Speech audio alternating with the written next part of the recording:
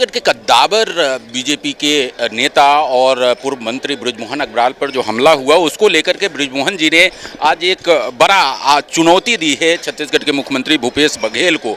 इन्होंने कहा है कि मुख्यमंत्री जी ने जो कहा था कि हार के डर से बृजमोहन जी ये आरोप लगा रहे हैं, तो बृजमोहन जी ने कहा है कि मुख्यमंत्री अपनी सीट तय कर ले, चुनाव लड़ेंगे। आखिर ये चुनौती क्यों?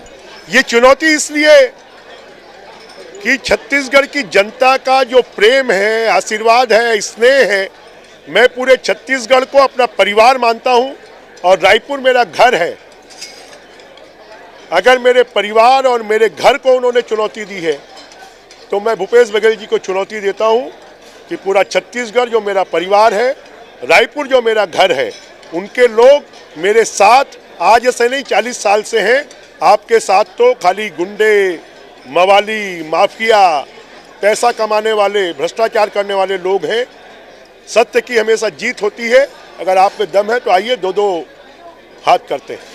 एक बड़ी बात यह है कि छत्तीसगढ़ में इस तरह की स्थिति कभी नहीं थी। आप इतने साल से विधायक हम लोग देख रहे हैं, मंत्री रहे हैं, कभी रायपुर में इस तरह का माहौल नहीं रहा। क्यों ऐसी स्थिति बन रही है? जब कोई व्यक्ति मृत्यु शैया पर होता है तो डॉक्टर उसके लिए सब प्रकार के तरीके अपनाते हैं उसको बचाने के लिए। तो अब भूपेश बघेल जी और उनकी जो सरकार है वो वेंटिलेटर पर है, उसका जाना तय है और इसलिए वो जो अनैतिक तरीके हैं उनको भी अपनाने के लिए मजबूर हो गए। एक बात और आपने कही कि वहाँ पर रामसुंदर दास चुनाव नहीं लड़ रहे हैं, चुनाव मुख्यमंत्री लड़ रहे हैं, ढेबर लड़ रहे हैं। मैंने सही कहा है, क्योंकि मेरी जानकारी में मुख्यमंत्री जी ने ठेका दिया है अनवर ढेबर, आजाद ढेबर को कि अगर तुम दक्षिण विधानसभा नहीं जीते तो तुम्हारा ये आखिरी समय होगा, मुझे ये सीट चाहिए, तुमको जो करना पड़े वो करो।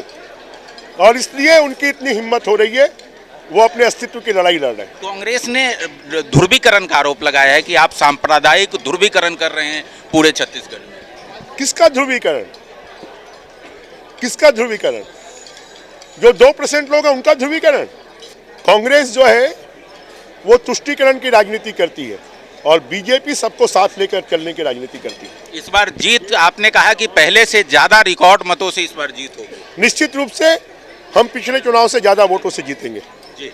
तो ये हैं बृजमोहन अग्रवाल, जिन पर पिछले दिनों हमला हुआ था। आज इन्होंने एक बड़ी प्रेस कॉन्फ्रेंस की, कई सारे आरोप लगाए और इन्होंने साथ ही एक बड़ी बात ये कही है कि आने वाले 14 तारीख को एक बड़ा खुलासा ये करेंगे कि किस तरीके से इनके कार्यकर्ताओं को धमकी दी जा रही है, किस तरीके से नेताओं को धमकी दी जा रही है और किस तरीके से रायपुर दक्षिण के चुनाव को डिस्टर्ब करने की कोशिश की जा रही है। कैमरामैन अजहर के साथ संजय शेखर, रायपुर।